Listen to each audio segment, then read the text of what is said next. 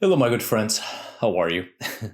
I'm Arith Härger, and today I'm going to talk about helping spirits in Seidr. I've already made a video about helping spirits in shamanism, giving you on that video a general conception mainly focused on similarities concerning helping spirits in various shamanistic cultures, which serves as an introductory video to better grasp the animistic worldview. Today, however, I'm going to specifically focus on Seidr, the practice of the pre-Christian Scandinavian vulva, seeress or prophetess. By the way, I hope you have enjoyed the introduction of this video.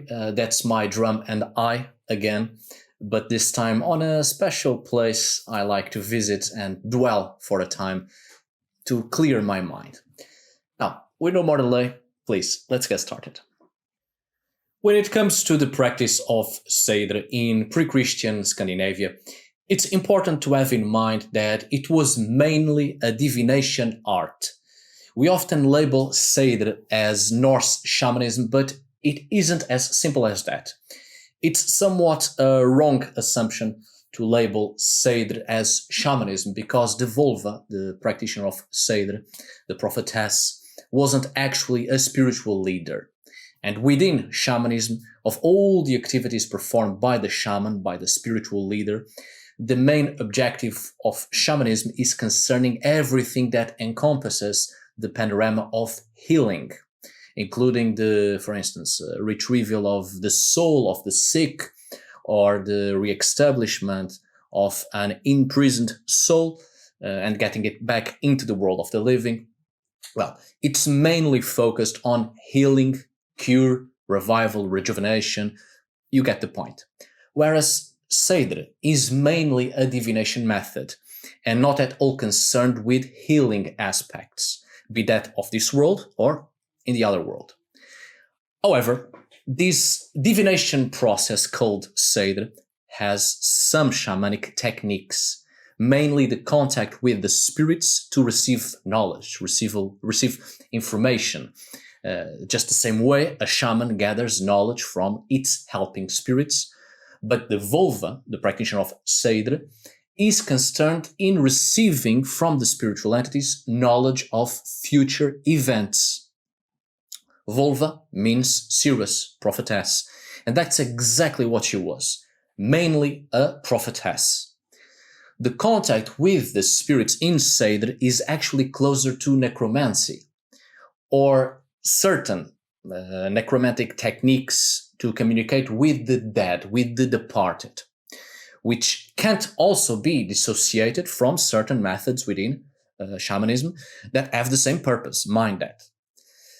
Seidr seems to include certain cultural aspects coming from continental Germanic cultures, mainly in the similarities between the Norse vulva and the continental Germanic valeda or veleda, a seeress or prophetess who held a more clearly defined and highly respected position amongst the Germanic tribes of continental Europe before the migration period. But the great majority of aspects that resemble shamanism within Seidr actually come from Sami, the northernmost regions of Scandinavia. In Seidr, there is a clear influence from shamanic procedures and understandings and conceptions of the Sami cultural world. And this makes all the difference. I've done a video about the parts of the self, which I urge you to see or watch that video if you can, obviously. The thing is, to the pre-Christian Scandinavians, there was the belief that the individual possessed several soul-like aspects, sort of separated dimensions of the self beyond the physical existence. Different components of the Norse soul, if you wanted to put it that way. So, the individual had a relation to these personalities within and without its own existence. And understanding these parts of the self is fundamental to understand the mechanics of Seidr. And it's exactly by the understanding of these several parts of the self that we catch a glimpse of shamanic understandings. Because the conception of the soul in shamanism is quite different than what we are used to. For instance, in shamanic cultures of northern Indonesia, there is the belief that an individual can have as many as 3 or even 7 souls. At death, one of them remains in the grave, another descends to the realm of the shades, and a third ascends to the sky. This same conception is also attested, for instance, among the Chuchi people and the Yukagir peoples as well. Among other people, at least one soul disappears at death or is eaten by demons. These were just some examples. The point here is that within many shamanic cultures, there is this perception that an individual is in possession of several aspects of himself or herself, various soul-like entities, spirits, dimensions of the self. And this is closely connected to the work of the shaman and its ability to know and see his or her own helping spirits. The shaman needs to recognize and be in contact with its own helping spirits in order to perform healing. But sometimes the healing has to be done on the shaman itself, by the shaman itself. And only the shaman can undertake a cure of this kind, its own cure. So the shaman knows and sees and comes in contact with his or her own parts of the spirit and knows how to exercise them. Only the shaman recognizes that his or her own soul has fled, or part of it, or a specific soul that is part of a whole, part of the whole identity of the shaman. And through ecstasy, the shaman is able to overtake it and return it to its body. This is done as a method of recovering the shaman's own physical health, which is closely dependent on restoring the balance of spiritual forces. If one dimension of the spirit of the shaman isn't there for some reason, there is imbalance, and it is reflected on the physical body of the shaman, with the appearance of illnesses, for instance, due to a neglect or an omission in reflection of the shaman's internal powers. And the cure the shaman undergoes for other people as well, more often than not, is this precisely, and exactly this, ritual to achieve ecstasy in order to retrieve a missing spirit or part of the main spirit of a person, and as such return the balance and cure illnesses, diseases, etc. of that person. If shaman cure involves ecstasy, it is precisely because illness is regarded as a corruption or alienation of the soul. That is the main point within shamanism. Now, Seidr, on the other hand, is not concerned with healing, but, however, there is this understanding of parts of the self, which are without a doubt shamanic conceptions introduced in pre-Christian Scandinavia. And the vulva, the practitioner of Seidr, the prophetess, might have once been closer to a shaman indeed, but by the end of the Iron Age and progressively into the Viking period, the vulva is no longer a shaman, no longer a spiritual leader, but retains certain aspects within shamanism, and mainly this ability to contact with the spirits for divination purposes, and this general belief in pre-Christian Scandinavia, in Old Norse context, related to several dimensions of the self, several soul-like entities, which I've also talked about in one of my latest videos about the supernatural beings in Old Norse spirituality, as well as the video I have recommended earlier about the parts of the self, which, well, I urge you to watch that if you can. And certainly that video will lead you to several other videos I have done and I've been doing, explaining in more depth each concept. Now, what is important to understand, I think, what is important to understand here is that Seiðr is not shamanism, but it contains certain aspects of shamanic techniques. Also, it is a divination method. So the best term to describe Seidr is actually sorcery. And another important thing to have in mind is that in many ways, Seidr, this form of sorcery, was actually very dependent on the ability to separate aspects of the self and to send them away on one's errands, creating a detachment of personality, a detachment of part of the self or part of a dimension of the self, and send it forth. And this last point bears close parallels with Sami shamanism and the magical projectile called Gandr, which in Old Norse is Gandr or Gandr. It is sending forth the spirit in Sami shamanism, which within Norse culture became known as sending a magical projectile in the form of one's Fylgja. The Fylgja being one part of the self, mostly in the form of an animal, resembling precisely animal helping spirits in Seidr.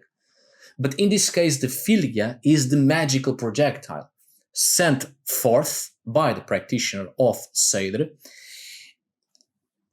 It is the practitioner's own personality and mind sent forth in the shape, form, and appearance of an animal, of one's own Fylgja. Again, parallels with the projection of the mind or spirit of the shaman. And this is one of the main aspects that led to a discussion of Seidr being shamanism.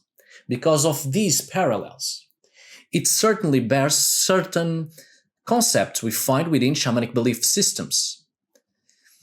By the end of this video, I'll have 2 videos for you concerning this precisely, concerning the projection of the mind in Seidr and linked to the weaving and spinning conception within Seidr.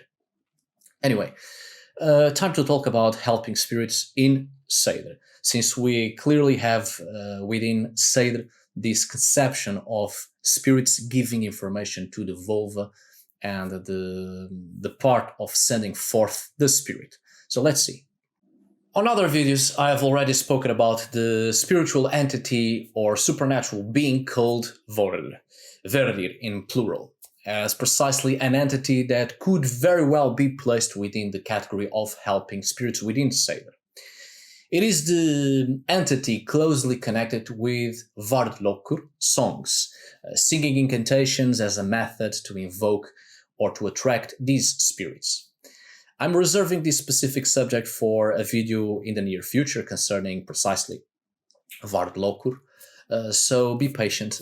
I'm not going to talk about it today, not on this video, because, well, it's a very extensive subject and I would like to give full attention to it on a special video. However, I must point out that such beings in Northern European context are almost always related to the term Gandr, as previously mentioned, which is an object, a staff or wand, or simply a stick, which is a fundamental equipment for the sorcerer or the Seidr performers, according to the sources, obviously. Gandr, or its plural form Gandir, are part of the material culture in magical performances of Old Norse sorcery. There are many meanings for the term Gandr, one of which is actually being a term to refer to a whole category of sorcery, as we take it from the written sources, different written sources. But perhaps the most recurring meaning behind it as well is being a utensil phallic in shape for ritual use. an instrument of sorcery either for general purposes or as part of shape-changing or shape-shifting rituals.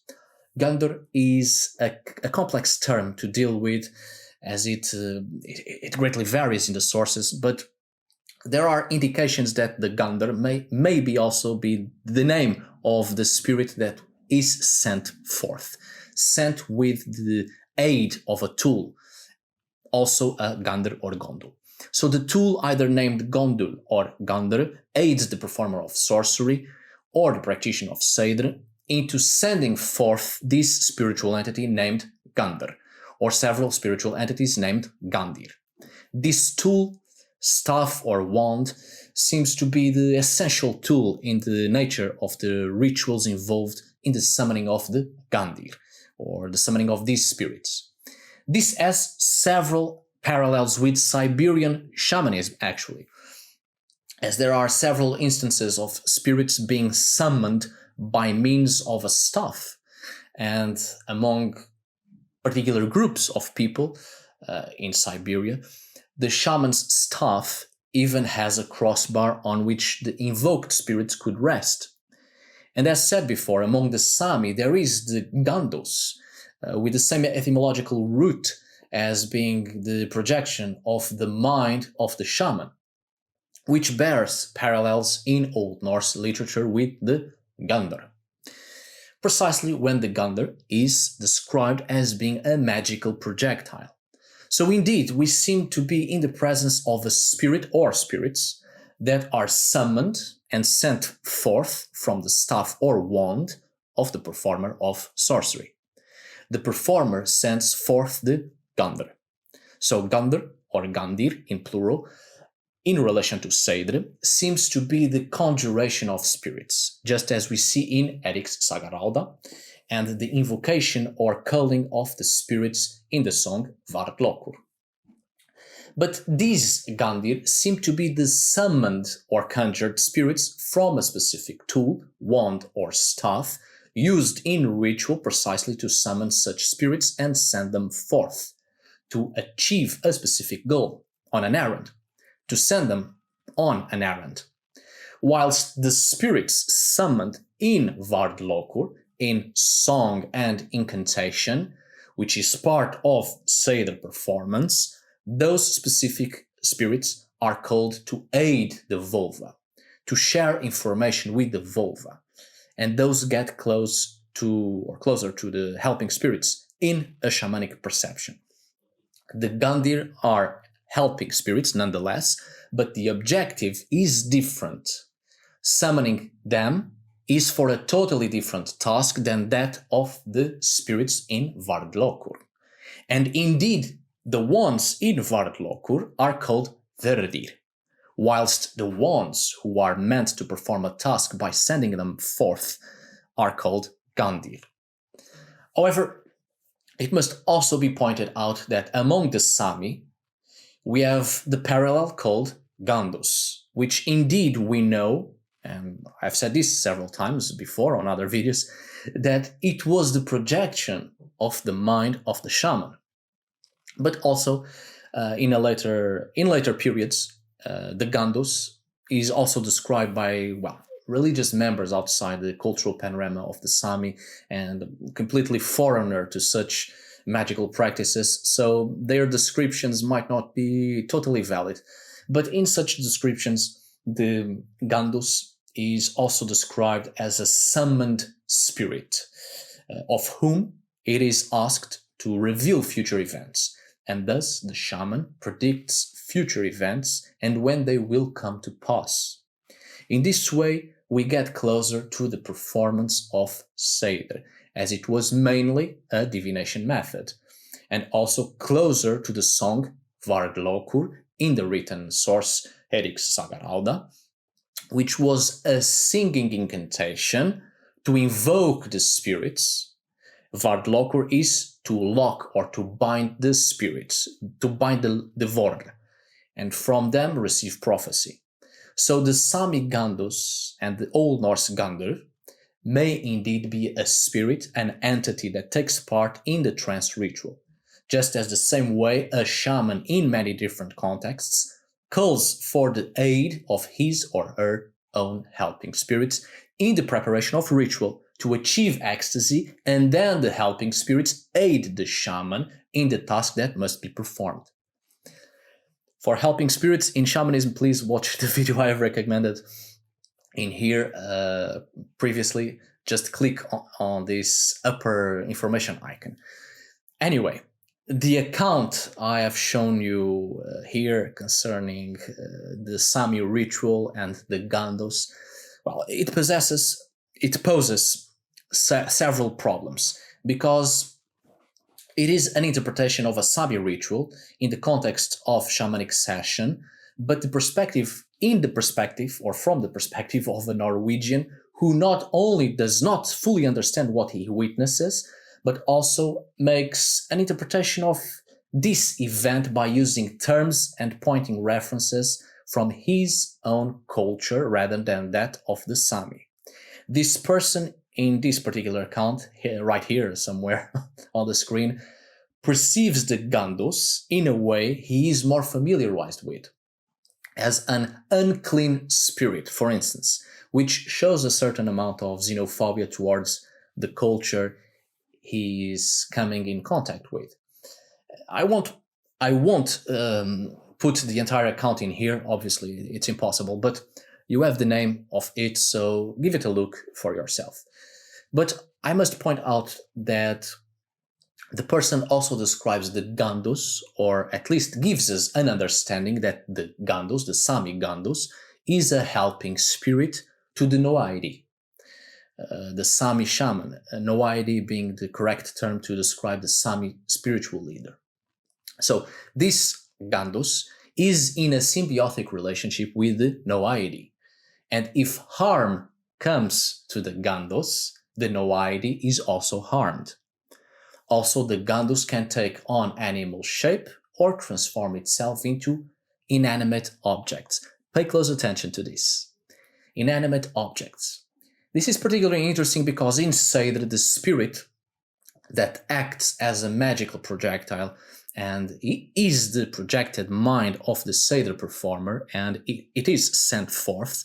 In the Old Norse written sources, this spirit is often described as either having the form, shape, and appearance of the Fylgja of the Seidr performer, or being sent forth as an inanimate object, usually a ball of yarn or a whirlwind, in relation to be a spinning spiritual entity sent forth, the magical projectile. And as you know, the Fylgja, Fylgjur in the plural form, is generally perceived as having an animal form or with an anthropomorphic form as well, just like the helping spirits and tutelary spirits in shamanism. It's an attendant spirit whose well-being is intimately tied to that of its owner. There is a symbiotic relationship between the Fylgja and the self, and we clearly have that in the Old Norse written sources, that if the Fylgja is hurt or dies, its owner is also hurt or dies too. Its character, form, and personality is closely connected to the character, form, and personality of its owner. So we see here parallels between the Fylgja and the Sami Gandrs. Now, could it be that the Norwegian writer describes the Sami Gandrs in such a way because he is familiarized with the concept of the Fylgja from his own cultural background? Yes, it is possible. But the way he clearly shows dislike towards this Sami shamanic session may actually demonstrate that he wasn't trying to create parallels, but rather describing what has been possibly been explained to him, and he shows dislike towards what he doesn't quite understand. There's no doubt that Seidr has Sami influences, and the close similarities between the Fylgja and the Gandrs, as both being sent forth and what happens to them also happens to its owner, seem to show this clear cultural syncretism. It must be pointed out that in shamanism, spirit journeys are frequently described in terms of movement, upward and downward, through the cosmos. It's true. But the cosmologies of shamanic traditions often include also horizontal and terrestrial components as well. More often than not, spiritual journeys in shamanism are also on the level of the seen world, having contact with the spiritual entities of this world, the spirit entities of the physical level. For instance, a spirit of the earth, of this reality, may be angry because a taboo was broken.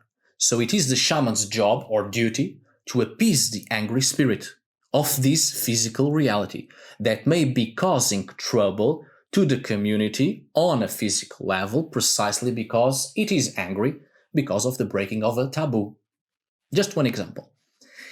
And Scandinavian oral traditions about Sami Noaidit, Sami spiritual leaders, tells us of powerful individuals who could send their spirits out for clients to find out about conditions far away or check on the welfare of family members separated by long distances on the physical level.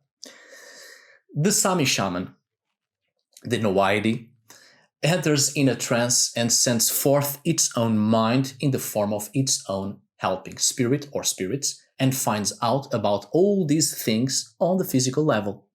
So again, parallels here with the performer of Seidr sending out a Gandr or Gandr in plural, spirits, sending the spirits to perform a task. Yet again, Seidr was mostly a divination method. But here we also have certain shamanic conceptions. With Seidr, we are still on the realm of sorcery, but certainly semi-shamanic in nature as well. I'm not sure if I have already placed on the screen for you a certain excerpt from the völuspá.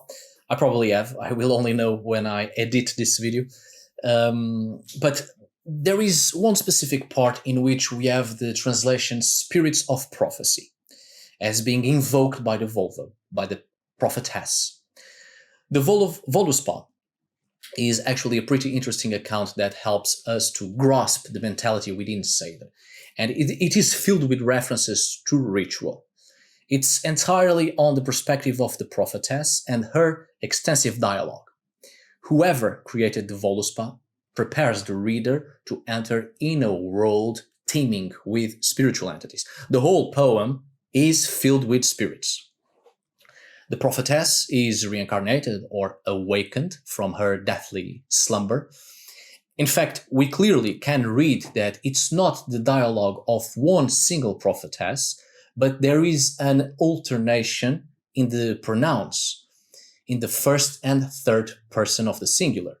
So it's more than one single prophetess and their narrative voices remembering and expressing their former lives while in trance, and how they spoke to and with the spirits and speaking to a second self, a detached personality, communicating with its own parallel existence. So it might be indeed a private dialogue between the prophetesses and their helping spirits, or the prophetess and her helping spirit or helping spirits. It's not just one single person or entity, as we take it from the Old Norse language. And this perhaps has been overlooked and a fail in translation, as if it were one single prophetess. There is clearly different dialogues here. Whoever created the völuspá, whichever poet, was, in my opinion, truly a brilliant mind. What seems to be characterized within the völuspá is Odin, the god Odin, summoning a vulva, a prophetess, waking her up from her death to receive knowledge. That much is clear. But then there are different dialogues towards Odin, so it may be indeed that Odin not only seeks wisdom from the dead Sirius, but from her helping spirits as well. There are at least two roles the prophetess is playing within the völuspá, as a teacher revealing occult knowledge and another playing the prophetic role vital to the lives of mortals and gods alike. And the way the text is composed, there is a clear detached personality, a detached dimension of the self from the part of the prophetess, the seeress, the vulva. So, indeed, I suggest reading the völuspá again and again and again, carefully, and taking into consideration these details, so subtle, but it makes all the difference. This also becomes interesting when we remember that the spirits called in the song Völuspá, those helping spirits, are called verðir. In the sources, there are at least 2 types of spirits that can be summoned in the course of sorcerous performances in Old Norse context, known as Gandr and verðir. We have already talked about the Gandr as the spirit which is a detachment part of the consciousness that can be sent forth on a specific errand. And then we have the verðir, playing the role of helping spirits, employed to provide their summoner with knowledge of future or distant events, and as mediators with the dead, with the departed. When I did the video on necromancy in Old Norse religion, I spoke about this and the Nidhoggr, the reanimated dead. The reanimated dead in Old Norse literature is pretty interesting for the fact alone that the corpse gains life by the summoning of a spirit, the vorder, which is the single form of verðir, precisely, and implicit in the name of the song Völuspá, binding the spirits, but not just any spirits, binding the verðir, the helping spirits that could very well be of the departed as well, of the dead. And this is what seems to be happening in the völuspá, a necromantic ritual on the part of Odin to reanimate the prophetess, turning her into a controlled Nidhoggr. And she specifically says, and I quote, "I will be the living, teaching vulva who reveals to man her occult knowledge, she, the prophetic vulva, who plays a vital part in the lives of the gods themselves." We have a change of person in the same sentence, the I and the she, first and third person of the singular, ek and hon. 2 personalities, the I being the living vulva and the she being the spirit reanimating the corpse of the vulva in order for her to wake up, the vorder, or plural verðir, the very helping spirits of the vulva attached to her spirit and come forth with her as well.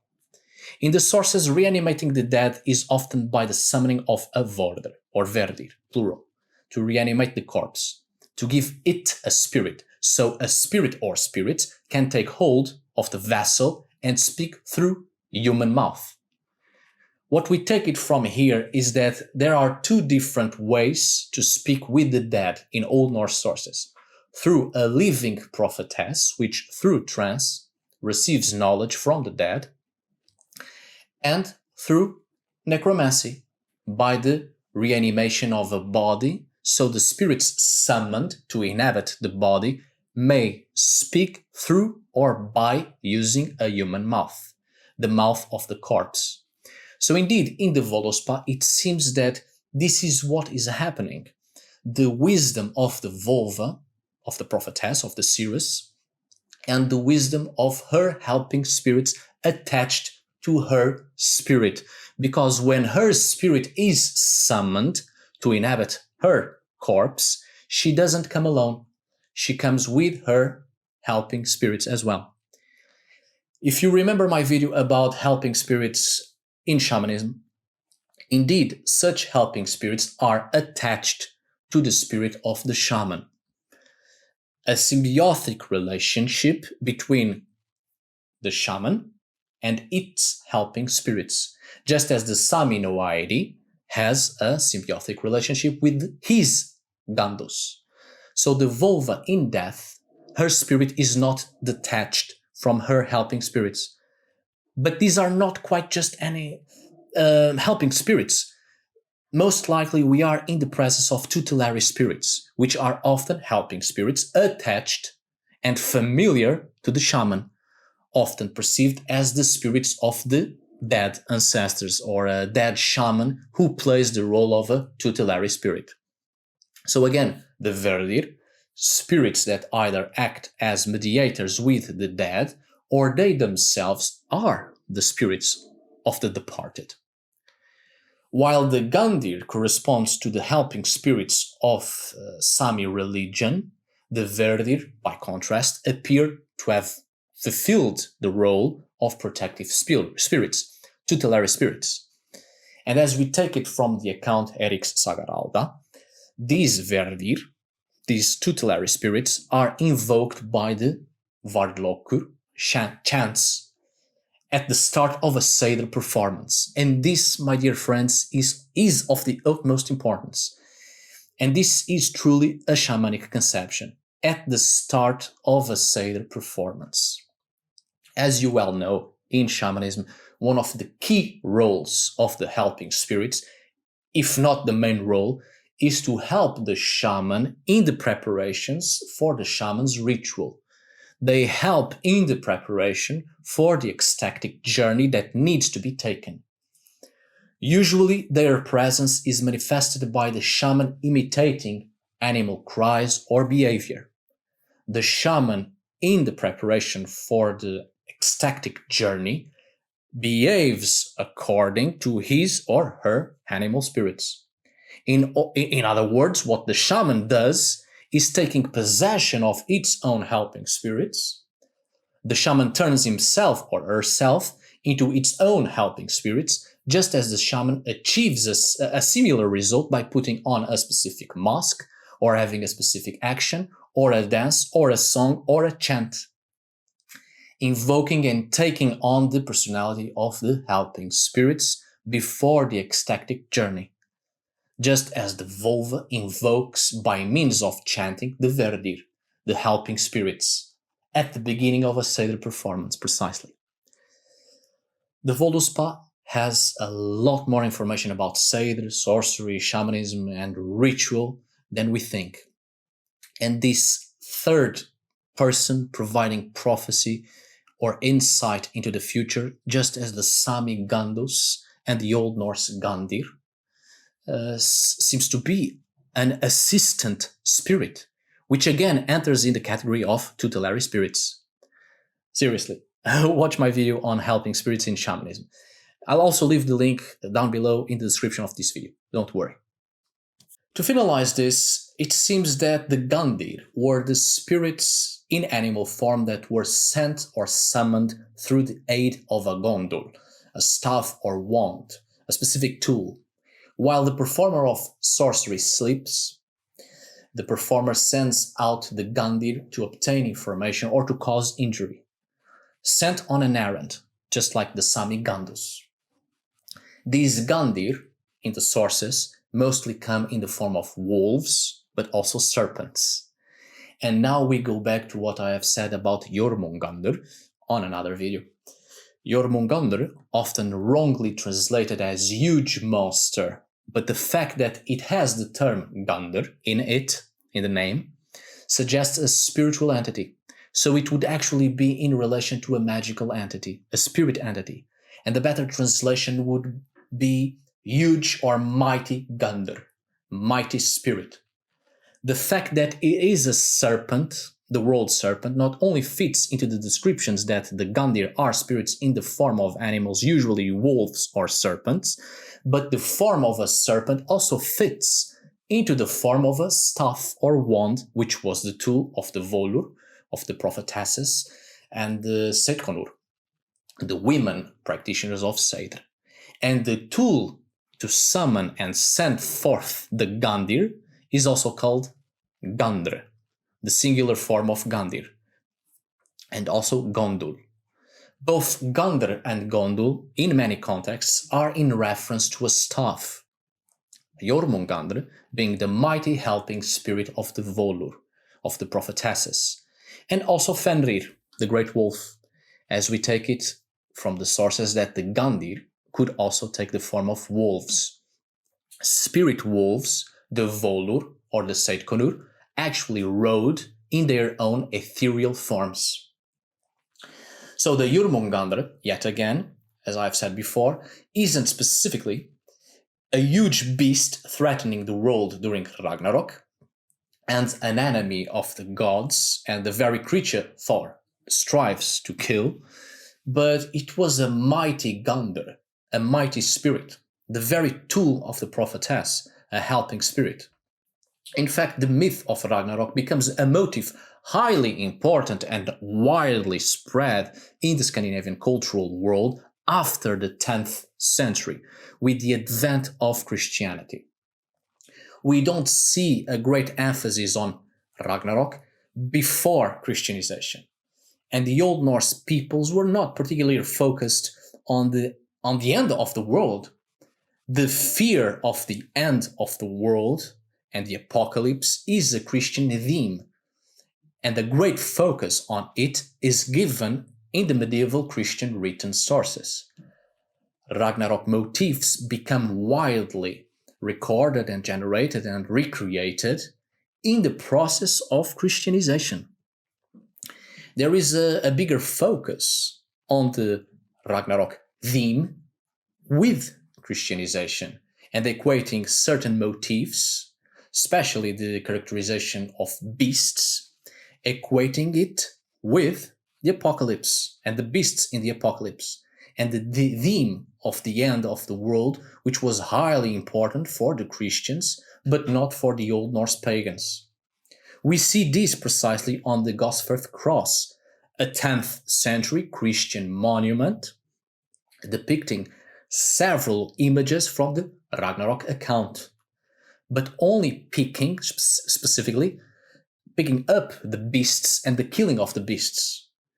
But more on the Gosforth Cross case on the video I have made about Vidar, the god Vidar, which I'll also put on the description down below of this video, as well as the video I've done on Jörmungandr Nidhoggr, where I explain this in more depth. What is important to retain here is that there is a big twist and a shift of the religious mentality in the process of Christianization of Northern Europe. Jörmungandr wasn't the enemy of the gods and threatening to bring down the world of the gods and the world itself of mortals, but it is related to a mighty spirit, which was probably the very spirit of the earth, as the serpent for the pagans was the spiritual form of the earth itself and its powers of fertility and its life-giving powers, until being twisted by Christian religious movements.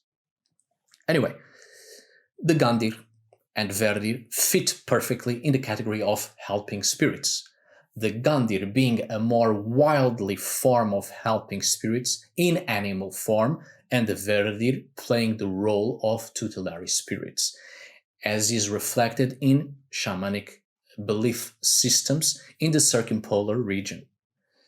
And as I said before, Seidr was mainly a divination method with certain shamanic understandings. But perhaps I need to revise my own claim, because the more we study about Seidr, the clearer it gets that it has a lot more shamanic conceptions and perceptions than previously understood. It is also a divination method, for sure, there's no doubt about that, and it may not be fully shamanism, but it certainly retains a lot of shamanic conceptions and understandings, especially borrowed from the Sami cultural world, which makes Seidr a type of sorcery, which is the result of shamanic interactions, a branch from the shamanic cultural world. Alright, my dear friends, I hope you have enjoyed this video, and I hope it was useful. Thank you so much for watching. See you on the next video, and as always, tack för idag.